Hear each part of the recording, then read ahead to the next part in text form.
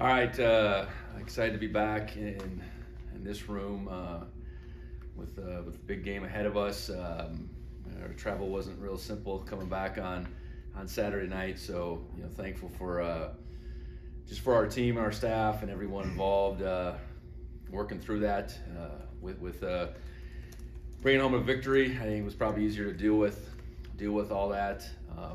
Ultimately we got back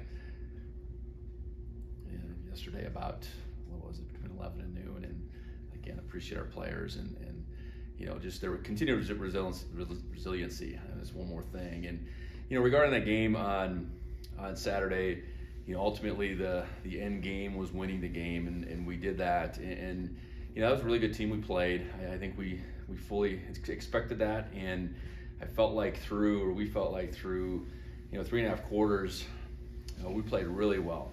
And that's even with their score early in the game.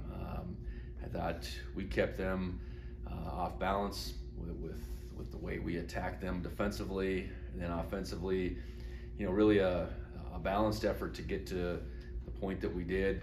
You throw in a special teams touchdown in the mix, and that 30-8 lead, I know felt pretty good, but didn't expect that team to go away, and ultimately they made some plays. They got us off the field a couple times. It wasn't that we went 3 and out in the second half. We just couldn't extend and score after that first drive of the second half, and they made some plays, and ultimately you throw an onside kick in there, which they really execute that well, and that's the way the ball bounces sometimes, literally. And for our guys to ultimately make the play on the 2-point conversion and then recover the second onside kick, that was significant, because you go out there after you've given up a bunch of long plays and give up a touchdown. That's not the easiest thing to do, but we collect ourselves and made that play on the 2-point conversion, and then recover that second one. So, clinching a share of the title, the automatic bid from our conference, is certainly two accomplishments that we appreciate, but ultimately I know this team is after more. We would love nothing more than to have the conference title outright. 2 years ago when we shared it and we didn't play Sac State, nothing we could do about it, but ultimately we have a chance to win it outright.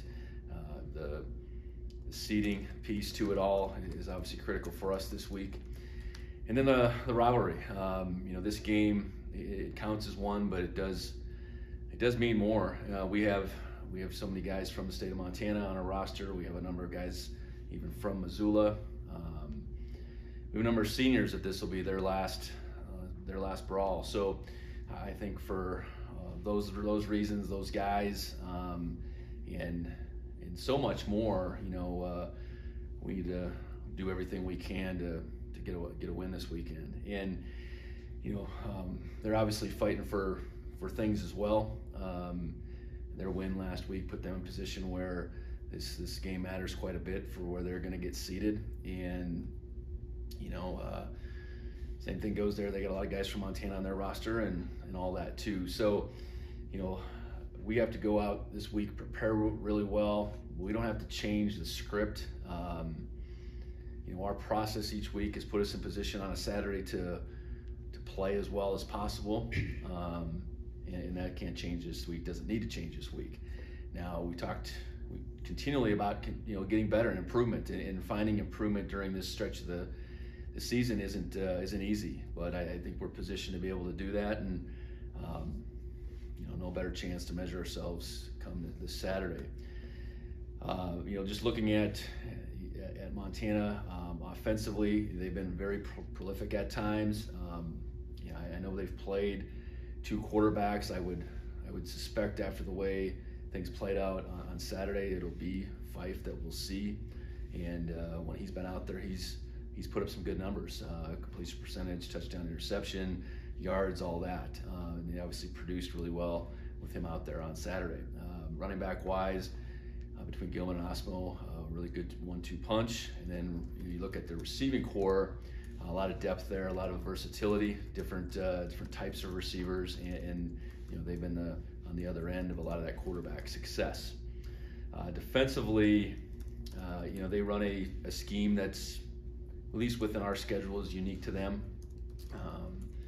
And they fly around, they wreak havoc, they create a lot of different pitchers, I guess. And, for us, it will start with our ability to run the football. I know, just looking at the last few years, we've had success at times and we haven't had success at times, so we got to figure that part out.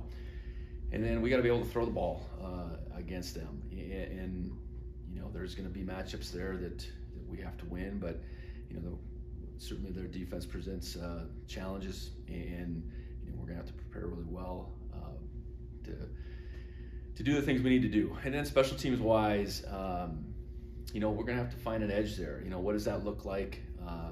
It maybe isn't as decided an edge as we had on Saturday. Ultimately we have a plus 20 in net punt average. That's significant. I know on Saturday night, one thing that I didn't think of right away in the moment, but they started 7 possessions really inside their 20. We started 1. So not that it's going to have to be that decided this Saturday, but we've done a good job of gaining an edge in special teams, and that's going to have to be the case again this coming Saturday. So a lot of work in front of us. Excited about the opportunity, and with that, I'll open up for questions. You mentioned special teams. Taco Dollar, a special teams player of the league. I know you talked about it post game, but just kind of his impact and the great season he's having. Yeah, it had been a little bit of a lull with opportunities really for him, but he's continued to make really good decisions, and you feel like all that success early was affecting the way teams were punting the ball to us. So for him to get a couple opportunities, for him to make the most of the one, and we had a lot of momentum at that time, but you return a punt, I think it was 77 yards. To take the lead we did, that was a significant jolt to the momentum. And he's just been super steady. And again, those opportunities, that he creates for himself a lot of times. I think the number of punts that we've had a chance to return, certainly credit goes to our defense, but there's a lot of credit to his ability to field the ball and give it a shot. Yeah, it's hard to quantify. I mean, beyond just the attempts, the yards per, what his impact this season has meant to our field position. It's significant, and obviously thankful to have him on our side. What was, I guess a few questions in my head, but what have you learned most from preparing for previous Brawls? Anything you've changed or adjusted to with this preparation compared to previous years? Well, I think the biggest thing to our guys is, yes, not running away from the fact that this means more to the guys in that room. It means more to our fans. It's a game that's going to get talked about beyond this week, no question about it. You run into somebody in the middle of the off season, and whether you're on the right side or the wrong side, it's going to be a topic. So beyond that, that's all great. Okay, we have to do what we have to do to play our best on Saturday, and that's where changing our the way we practice or the way we go about our business this week. If we're all of a sudden trying to do that, we've been a failure leading up to that point. So we haven't played as well over there as we played at home 2 years ago. Where does that play in? That's maybe a question for next year. Okay, we're playing here this year, and we got to find the way to play as well as we can in our home stadium against a really good opponent, and go about our business in a very similar fashion, though, and know that we have better out in front of us as far as how we can play and how we can execute, how we can finish a game, etc. And I was going to ask too, the last year or 2 years ago, really good on those late downs in red zone. Last year, obviously, less so. Anything you've seen as far as why that might be, and then of course Saturday being good in those situations as well. Yeah, that's fair. I think what we're looking for, obviously turnover margin's huge, and that's not necessarily always situational. Third down, how we operate ourselves on offense and how we operate ourselves on defense is really important, that balance. And there's game plan pieces that go into that. It's understanding that whatever outside factors could come into play, we can't let them affect us. And that's where I know, between third down and red zone, I think there was situations within their stadium that we didn't handle real well last year. So we're playing in our stadium this year, and less likely that'll be a challenge for us. So you still just plan accordingly to what we do best and what we think can, take advantage of things they do. And then if you flip that around on defense, I think the biggest thing on defense is we got to do our jobs. Early in that game last year, there was a couple scenarios where we didn't do that, plain and simple. Nothing to do with anything else. We didn't do our job. So, and that's where playing within yourself, playing within the game plan, not trying to do too much, because it is this game. I think are all critical pieces to not only how we prepare, but then ultimately how we go out and play on Saturday. So having a real good plan and executing the plan the best we can, and ideally having an edge when it comes down to third down percentage, when it comes down to how we function in the red zone, because those are two critical factors each and every week. With their 2 QB system, I guess, have you kind of seen them manage those two, I guess, on film, right? Yeah, I don't know that there's a set way they've done it any particular week. And to me, it looks like each week has been its own feeling out process, in how things shifted last week with going down and Fife going in, and Fife playing pretty well and not scoring any points in front of that. Will they play off of that? I'm sure. If they're both healthy, is there a chance we could see them both? I would think so, just because of how they've done it all year. So, I think they're same but different as far as their own skill set, and I think their offense functions similarly, meaning the types of plays they run. So it's not like they have to go into it with this game plan of saying, well, here's what we're going to do in this portion, here's what we're going to do in this part of the field, here's what we're going to do situationally. They can really, they can do it how they've done it, I suppose, and we got to plan accordingly. And then I guess defensively, anything that kind of stands out that they've done particularly well, or just anything that stands out about that group? Well, I think they've defended better and better as the season's gone along. That's where I would start. And they had some pretty big losses to that outfit last year, and that would start right at the center of things with Governor. Governor was a really good player, and so like any time you're trying to replace guys, I look at their linebacking core. There was turnover there, and in the secondary there was too. So that's a process, and whether it's how to utilize those guys, how those guys communicate. I probably all that has come into play, and as the season's gone along, they've gotten more dialed in that regard. I know they got beat the previous week by Davis and gave up some points, but it wasn't for the lack of their defense really doing some things in that game. So I think we got to anticipate that they're playing the best they've played all year, and I think that's what you see. And will it be this exact mirror of what we've seen in parts from the last few years? There'll be some things, but again, how ultimately this year's defense has come together, that version of their defense is what we have to prepare for, and certainly take into account some of the things that they've done against us the last couple of years that have worked well. So you mentioned senior day. It's going to be Tommy's final Brawl, and he's become such, it seems like, just a pillar to this program these past few years. I guess what can you kind of say to that and being a Butte native in this final Brawl at home? Yeah, it's a special game for all those guys, the Montana seniors, and Tommy in particular, right? This is the one as a senior that will be the lasting memory, and not that you'll forget the other ones, but this will be the lasting memory for all those guys. So you want it to go a certain way, and I think Tommy exemplifies so many things that we want in our players, in our student athletes, how we want our guys to represent this university. So yeah, it's a big deal for them. And at the same time, I think these Montana seniors in particular, they understand we just got to go and play well. And you know how they've done things all year has represented that.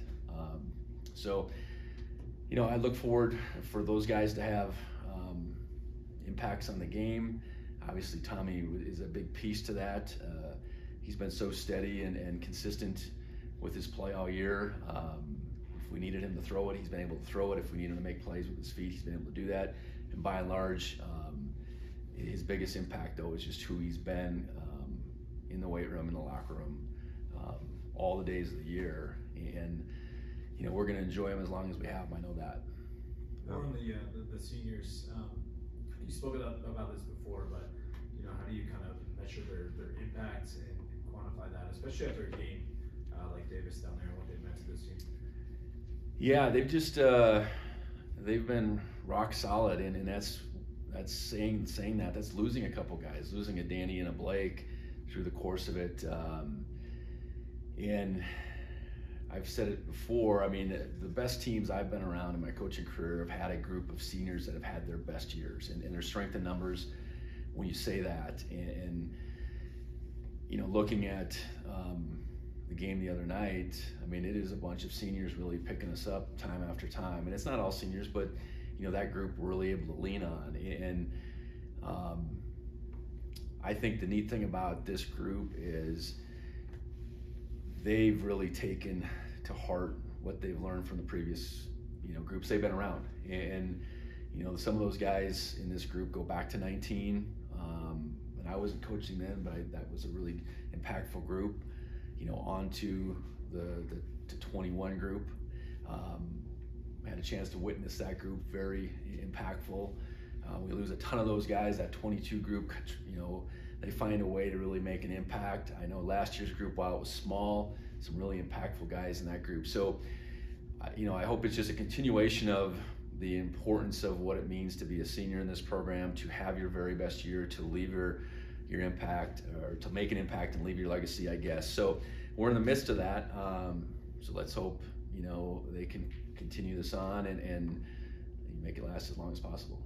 You mentioned at halftime, you know, struggling to get the run game going. Obviously, Julius provided a spark. So I guess, what was he able to do, and why was it, you know, not working in those other cases? Well, I think there's certainly credit that goes to Davis. I know, you know, they moved effectively at times. There was, and then a lot of times when teams move, there will be that play or two all of a sudden where the movement got them in trouble. They didn't have a bunch of those in the first half. At the same time, we had a couple short fields with the turnovers. We were able to make some plays in the passing game.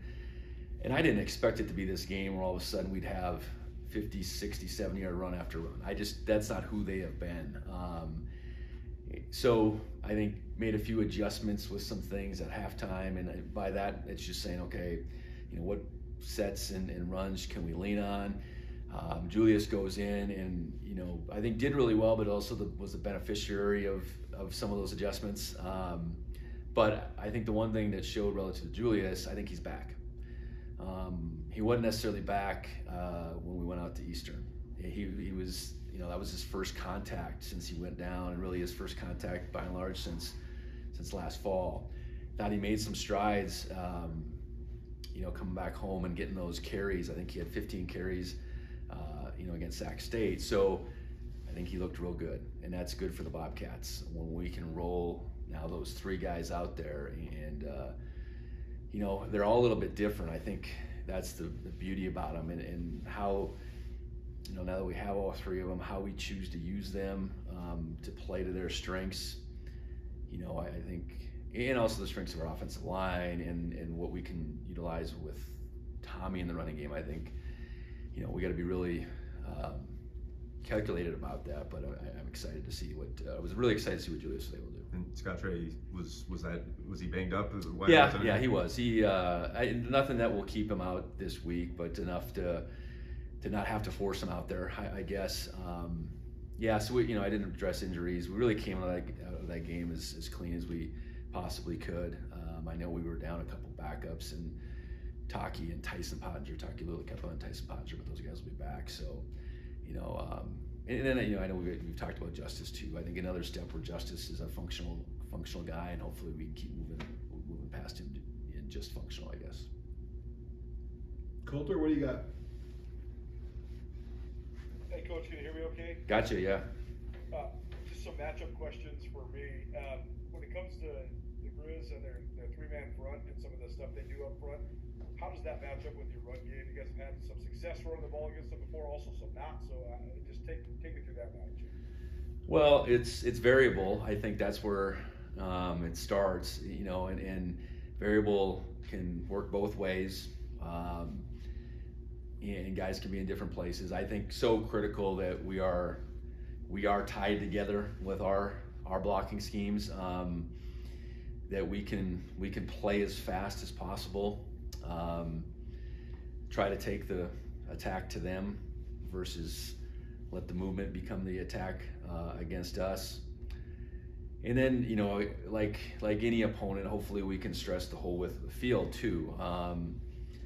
We popped some runs last year, but we weren't consistently getting the 4, 5, 6. I think that we had more lost yards plays in that game last year than any game that I can recall. So we got to limit those type of plays. Ideally, just get the normal play, and then if we can pop some, we can pop some.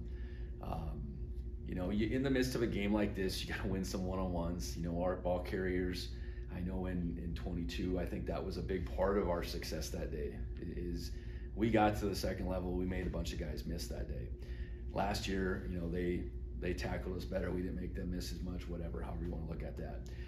We have to be able to throw the ball against them as well. Anytime a team, whether it's them or anyone else, is going to pile guys in there, we got to be able to go out and throw the football. And that was something through that first stretch of last year that we didn't do at the same time. So there's a lot that goes into it, and there's a lot of we gotta play fast, we gotta be on the same page, we gotta run hard, we gotta make guys miss. I know that's simplified as far as how you look at it, but whatever the plays are, that has to be part of the formula. When it comes to Montana defensively on the back end, it seems like they've had a variation of different stuff that they've been doing, more mixed coverages the last month or so. So just take me through that element of the match. Yeah, their defense is going to be all tied together. And ideally, based on alignment, we have a decent sense for what it could be and what it can be, and we got to be able to adjust accordingly at the snap. Try to identify if we have some opportunities for some one-on-ones, and choose the right ones. Be very, smart and calculated about the play action game. I do think there's opportunities within the play action game, again, with their aggressiveness, that we can hopefully have some opportunities to make some plays. So, yeah, I think the front and the back multiplicity is the real challenge to this defense.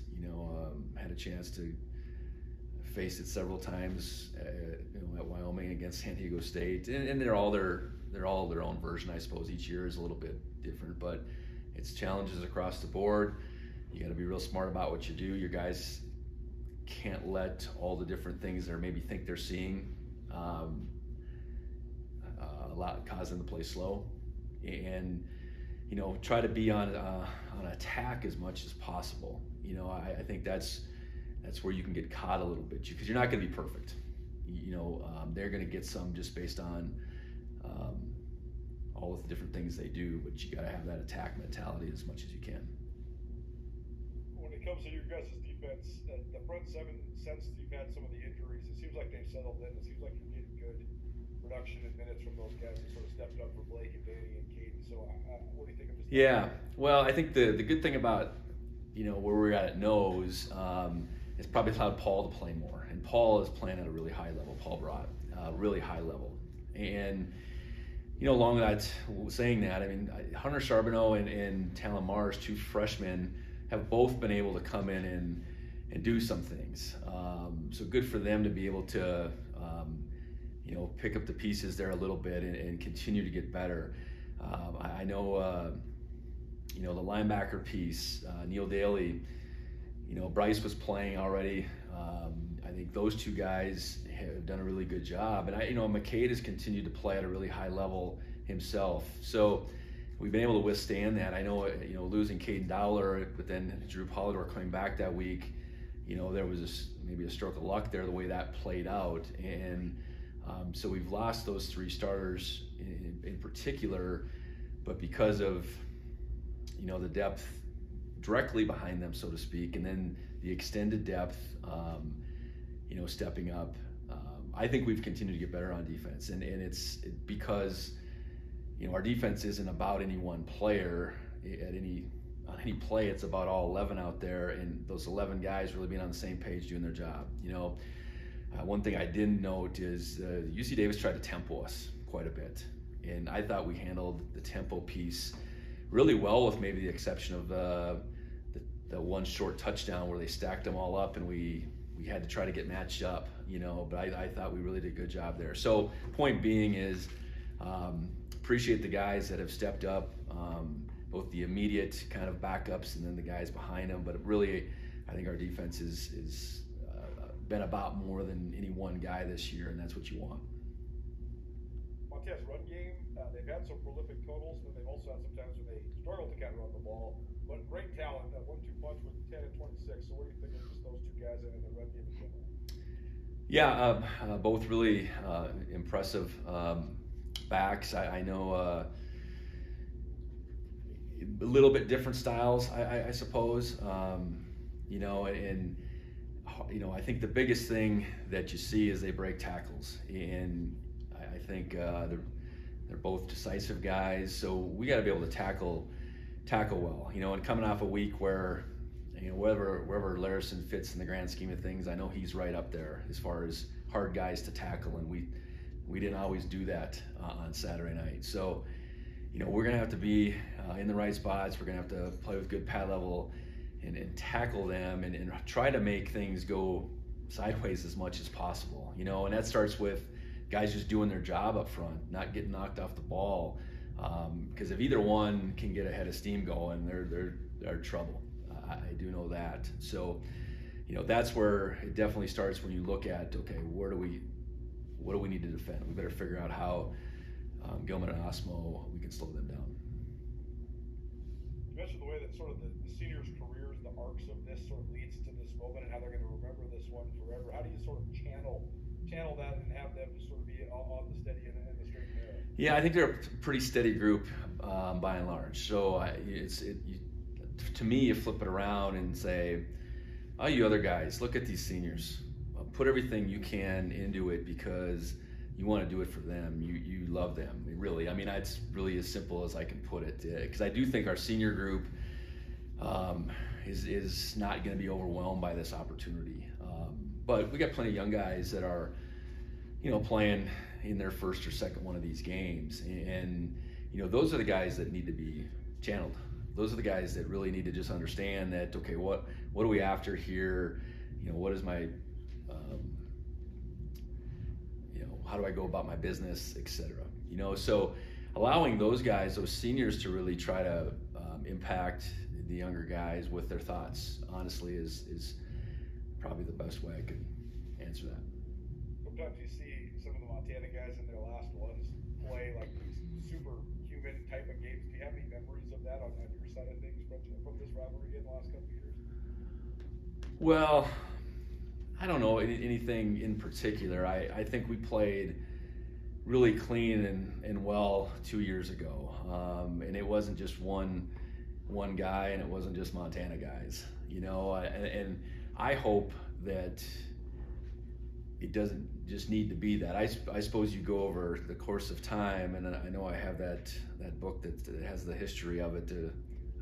There's a lot of stories in there about it, and each game, that's the neat thing about a rivalry game like this. I mean, each game does have its story that can be written, and you know, it's my hope for our guys, you know, this particular Saturday, that it's a good story that they can write about them, you know, and our seniors continue to step up in all ways that they can. But yeah, I think going to your point, I don't know that we need superhuman. We just need guys to play well, you know, and guys to understand how to get to that point this particular Saturday. I was doing the math. The home team has won by an average score of 43-13 over the last 4 matchups of this. It's been sort of strange considering like the previous 15 before that were very close back and forth games. So is there any reason for that? Why does the home team have such a huge advantage? Yeah, that's a great question, because it doesn't necessarily make sense at least looking at the last 3 years, because each one of these games the last 3 years, both teams were playoff bound, had a lot on the line, playing well, all that stuff. I mean, I'm sure you could strip away, you know, a lot of these games and look at, okay, well, one team had this going for it, this team didn't. You know, I'm sure there's been a lot of those types of games over the years, but the last 3 that I've been a part of, momentum, I think, to me, is seizing momentum has probably been the biggest thing, and the home team each year has done that. And that can look a lot of different ways in the game of football, but it is an early score. It's an early third down stop. You know, that's what it's been to me the last 3 years. And you know, going back to 19, I know it was the score and the special teams play, I think, if I remember correctly. You know, so it's going out, and the game isn't going to be necessarily won or lost in the first quarter, but the momentum is critical. Gaining it's critical. And then if you, for some reason, give it up, you better find a way to get it back. And I know we had a window for that last year. We score right after the half, and that was the momentum we had for the day. And then we give up I think a 50-yard kickoff return the next play. So that would be my best answer. And whether momentum is easier to seize at home, it might be. You know, it might be, but we can't count on that just because we're home this year. Last one for me. How has your personal perspective on this rivalry changed over the last several years? Well, it was clear to me that this was crazy important to all our fans. And growing up in a neighboring state that didn't have pro football, that didn't have FBS football, but had the 2 universities that played against each other,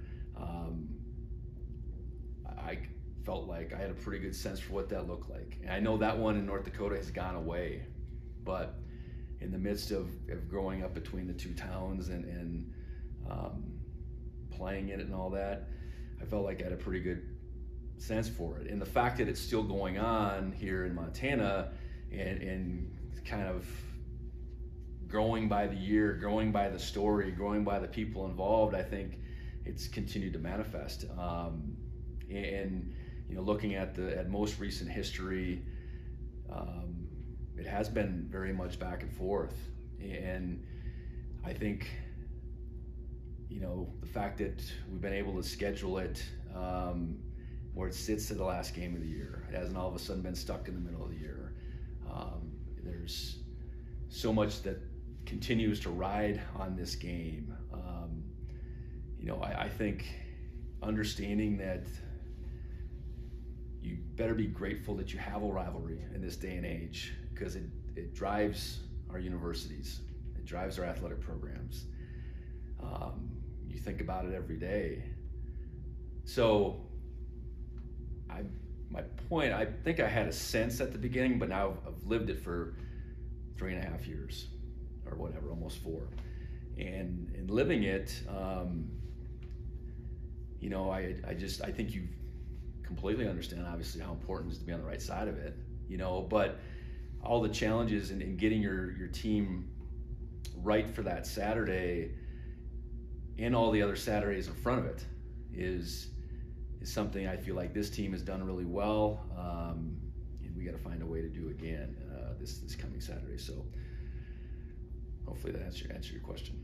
Yeah, no, that's awesome. I love that answer. So I guess real last question then, having an opportunity to be a part of history, especially with how much college football has changed. I mean, you could make an argument now. This was always one of the great rivalries in the West, but now with the Apple Cup getting played week 3 and the Civil War, who knows what's going to happen with that? Like, this is like the rivalry in the Western United States. So just to have a role within that. Yeah, it's something that I don't take for granted. I think in this day and age with so many of these intra-state, intra-conference rivalries going away, there's only a few left, and I guess some have been brought back, but they've lost their luster maybe a little bit because they've been away from each other. I'm thinking Texas A&M maybe a little bit, for one, but there's not that many left, and I think with the transactional nature of FBS football, I don't think those rivalries are valued within those programs, meaning within the make of those rosters nearly as much as they maybe were back in time. I can see that this rivalry within our roster, within our team, I think is as live as ever. And when you have guys from all over our state like we do, that obviously makes it live in every corner of Montana, and that's a really rare thing in this day and age, where there's so much passion, real passion, not just transactional passion involved in a football game. Where if you're not glued to the TV on Saturday or in the stadium, you're maybe watching a championship game somewhere in the stadium or across the state. So football is really important in this state. I'd wish they wouldn't have those other state championships going on at the same time, so everybody could be fixated on Bozeman like they should. But that's for another day. Real grateful and real, very much, don't take this opportunity for granted. And what the current state of college football, where this game sits. Thank you. Anything else in the room?